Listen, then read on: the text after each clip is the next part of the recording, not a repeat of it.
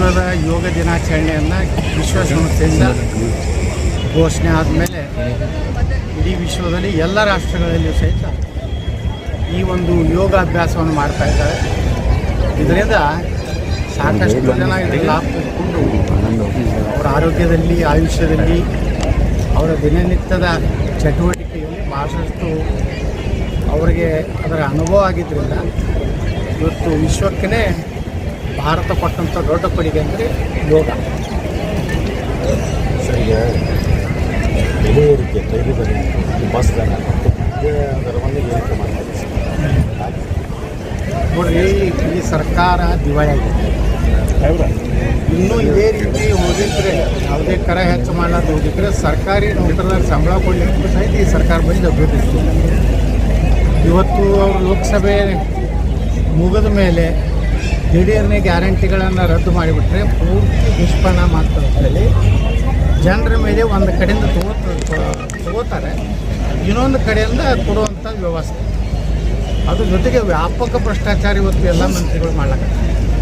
ನಿನ್ನೆ ಬೆಂಗಳೂರಿನಲ್ಲಿ ಸಾವಿರಾರು ಕೋಟಿ ರೂಪಾಯಿ ಆಸ್ತಿ ಬೇನಾಮಿಯಾಗಿ ಇಬ್ಬರು ಮಂತ್ರಿಗಳು ಇವತ್ತು ಆ ಆಸ್ತಿಯನ್ನು ಯಾರು ಕಂದಾಯ ಮಂತ್ರಿಗಳ ವಿಧಾನಸಭಾ ಕ್ಷೇತ್ರದಲ್ಲೇ ಸುಮಾರು 13 ಎಕರೆ ಮತ್ತು 7 ಎಕರೆ ಖರಾಬ ತಳಿಯ ಸುಮಾರು 20 ಎಕರೆ ಜಮೀನನ್ನು ಇಬ್ಬರು ಮಂತ್ರಿಗಳ ನೇತೃತ್ವದಲ್ಲಿ ಇವತ್ತು ಎಲ್ಲ ಅಕ್ರಮ ಕಾನೂನನ್ನು ಮಾಡಿ ಇವತ್ತು ಕಾಗದ ಪತ್ರಗಳನ್ನು ರೆಡಿ ಮಾಡಿ ಇವತ್ತು ಏನದ ಅದನ್ನು ಜಮೀನನ್ನು ಕಬಳಿಸಿದ್ದಾರೆ. ಜಿಲ್ಲಾಧಿಕಾರಿಗಳು ಎಲ್ಲರೂ ಅದನ್ನು ತನಿಖೆ ಆಗಬೇಕು, ಅವ್ರನ್ನ ಮೇಲೆ ಇದು ಆಗಬೇಕಂದ್ರೂ ಇನ್ನೂವರೆಗೆ ಸರ್ಕಾರ ಯಾವುದೇ ರೀತಿ ಕ್ರಮ ತಗೋತಾ ಇಲ್ಲ. ಭ್ರಷ್ಟಾಚಾರ ಇನ್ನೂ ಸಕ್ಕರೆ ಏನಂತ ಮಂತ್ರಿ ಅದಲ್ಲ, ಅವರು ಒಂದು ದೊಡ್ಡ ಭ್ರಷ್ಟಾಚಾರ ಇದರಲ್ಲಿ ಹೊರಬರ್ತಾರೆ. ಅಂದರೆ ಇವರು ಎಲ್ಲ ಮಂತ್ರಿಗಳು ಡ್ಯೂಟಿ ಮಾಡಲಿಕ್ಕೆ ನಿಂತಿದ್ದಾರೆ. ಗ್ಯಾರಂಟಿ ಕೊಟ್ಟಿದ್ದರಿಂದ ಅವ್ರಿಗೆ ಅದು ಡೆವಲಪ್ಮೆಂಟ್ ಅಂತ ಏನೂ ಇಲ್ಲ, ನೀರಾವರಿ ಯೋಜನೆಗಳಿಗೆ ಹಣ ಇಲ್ಲ, ಯಾವುದೇ ರಸ್ತೆ ಕಾಮಗಾರಿಗೆ ಹಣ ಇಲ್ಲ, ಉಳಿದ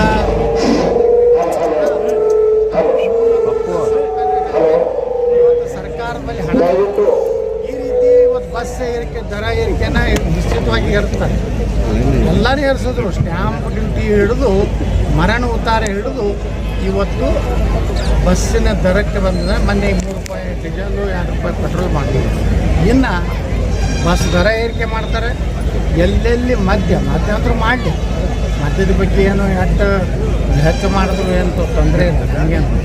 ಆದರೆ ಭಾಳಷ್ಟು ಮದ್ಯದ ಒಂದು ಬೆಲೆ ಏರಿಸೋದ್ರಿಂದ ಮತ್ತು ನಕಲಿ ಮದ್ಯಗಳು ಪ್ರಾರಂಭ ಆಗಿ ಮತ್ತೆ ಕಾರ್ಮಿಕ ವರ್ಗದವರು, ಬಡವರು ಅತಿ ಏನು ಕೆಳಮಟ್ಟದ ಮದ್ಯ ಕುಡಿದ್ರಿಂದ ಅವ್ರ ಜೀವನವೂ ಇದು ಆಗ್ತದೆ. ಇದನ್ನೆಲ್ಲ ಗಮನದಲ್ಲಿಟ್ಕೊಂಡು ಸಿದ್ದರಾಮಯ್ಯನವರು, ಮುಖ್ಯಮಂತ್ರಿಗಳು ಇದನ್ನೆಲ್ಲ ಗಮನದಲ್ಲಿಟ್ಕೊಂಡು ಇವತ್ತೇನು ತಮ್ಮ ಆಗದೇ ಇದ್ದರೆ ಹೇಳಿಬಿಡಲಿ ಅವರು, ನನಗೆ ಗ್ಯಾರಂಟಿ ಕೊಡೋದಾಗೋದಿಲ್ಲ, ಗ್ಯಾರಂಟಿ ಮುಂದುವರ್ಸ್ಬೇಕಾದ್ರೆ ನಾನು ಹಿಂಗೆ ಟ್ಯಾಕ್ಸ್ ಹಾಕೋತಗೋ ಅಂತ ಹೇಳಿಬಿಡಲಿ, ರಾಜ್ಯದ ಜನ ಏನು ತೀರ್ಮಾನ ಮಾಡ್ತಾರೆ.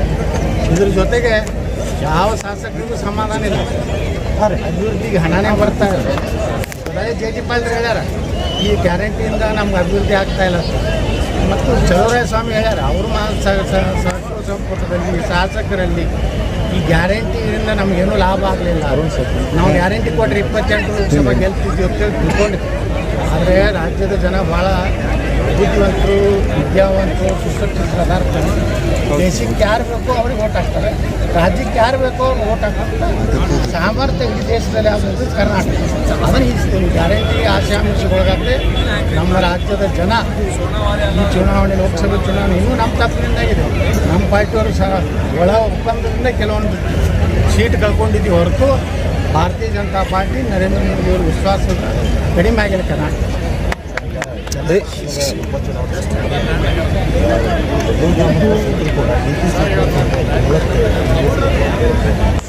ನೋಡಿರಿ, ಪ್ರಜಾತಂತ್ರದಲ್ಲಿ ಯಾರು ಬೇಕಾದರೂ ಮುಂದೆ, ಆದರೆ ಒಂದಂತೂ ಈ ದೇಶದಲ್ಲಿ ಒಂದು ಕಾನೂನು ತರಬೇಕು. ತಿದ್ದುಪಡಿ ಏನಂದರೆ ಕಾನೂನಿನ ಅದೇನೆಂದರೆ, ಒಮ್ಮೆ MLA ನಾ ಈಗ ಇದ್ದೇನೆ, ಬಿಜಾಪುರ MLA ಇದ್ದೇನೆ, ನಾಳೆ ಯಾವುದೋ ಒಂದು ಕರ್ನಾಟಕ ವಿಧಾನಸಭೆ ಯಾವುದೋ ಒಂದು ಉಪಚುನಾವಣೆ ನಡೀತಾ ಅಲ್ಲಿ ಹೋಗಿ ನಿಂದಿರ್ತೀನೋ ಅನ್ನೋಂಥದ್ದು ಇದು ಒಳ್ಳೆಯದಲ್ಲ. ಇದು ಕಾನೂನು ತಂದು ಒಂದು MLA ಅಥವಾ ಒಂದು MP ಅಲ್ಲಿ ಹಾಲಿ ಇದ್ದಾಗ ಮತ್ತೊಂದು ವಿಧಾನಸಭೆ ಅಥವಾ ಲೋಕಸಭೆಗೆ ಸ್ಪರ್ಧೆ ಮಾಡುವಂಥ ಅವಕಾಶವನ್ನು ಚುನಾವಣಾ ಆಯೋಗ ತಿದ್ದುಪಡಿ ಮಾಡಿ ಕೊಡಬಾರ್ದು. ಯಾಕಂದ್ರೆ ಈಗ ನಾನು ಬಿಜಾಪುರ MLA ಇದ್ದೇನೆ, ನಾಳೆ ಮತ್ತು ಮೊನ್ನೆ ಹಂಗೆ ಆಯಿತು, ಬೆಳಗಾವಿಗೆ ನಿಲ್ಲ ಅಂದರು, ಬಾಗಲಕೋಟೆಗೆ ನಿಲ್ಲ ಅಂದರು, ಅವು ಮತ್ತು ಬಿಜಾಪುರ ಖಾಲಿ ಆಗ್ತದೆ. ಕಂಟಿನ್ಯೂ ಚುನಾವಣೆ ಆಗಬಾರ್ದು ರಾಜ್ಯದಲ್ಲಿ. ಯಾಕಂದ್ರೆ ಏನಾಗ್ತದೆ, ಒಂದು ಚುನಾವಣೆ ಅಂದ್ರೆ ಕನಿಷ್ಠ 2 ತಿಂಗಳು ಚುನಾವಣೆ ನೀತಿ ಸಂಹಿತೆ ಕೊಡೋದ್ರಿಂದ ನಮ್ಮ ಯಾವ ಅಭಿವೃದ್ಧಿ ಕೆಲಸ ಆಗುತ್ತೆ. ಅದಕ್ಕೆ ನಾವು ಚುನಾವಣಾ ಆಯೋಗಕ್ಕೆ ವಿನಂತಿ ಮಾಡ್ಬೋದಂದರೆ ಯಾರು ಸಿಟ್ಟಿಂಗ್ MLA ಸಿಟ್ಟಿಂಗ್ MP ಏನದ ವಿಧಾನಸಭೆಗಾಗಲಿ ಲೋಕಸಭೆಗೆ ನಿಲ್ಲಕ್ಕೆ ಅವಕಾಶವನ್ನು ಕೊಡಬಾರ್ದು. ಈಗ ಯಡಿಯೂರಪ್ಪ ಎಲ್ಲರೂ ಭಾಳ ಇರ್ತಾ ಇದ್ದಾವೆ. ನೋಡಿರಿ, ನಾನು ಒಬ್ಬ ಕಾಂಪಿಟೇಟರ್ ಏನಂತ ಹೇಳಿ ಅವರು ನನ್ನ ಜೋಡ ಷರತ್ತು ಹಾಕ್ತಾರೆ. ನನಗೆ ಹೇಳಿದ್ರು ರಾಷ್ಟ್ರೀಯ ಪ್ರಧಾನ ಕಾರ್ಯದರ್ಶಿ ಮಾಡ್ತೇವೆ. ನಾವು ವಿಜೇಂದ್ರ ಹೇಳಿದಾಗ ಈಗ ರಾಷ್ಟ್ರೀಯ ಪ್ರಧಾನ ಕಾರ್ಯದರ್ಶಿಗೂ ನಾ ರಾಜ್ಯಾಧ್ಯಕ್ಷ.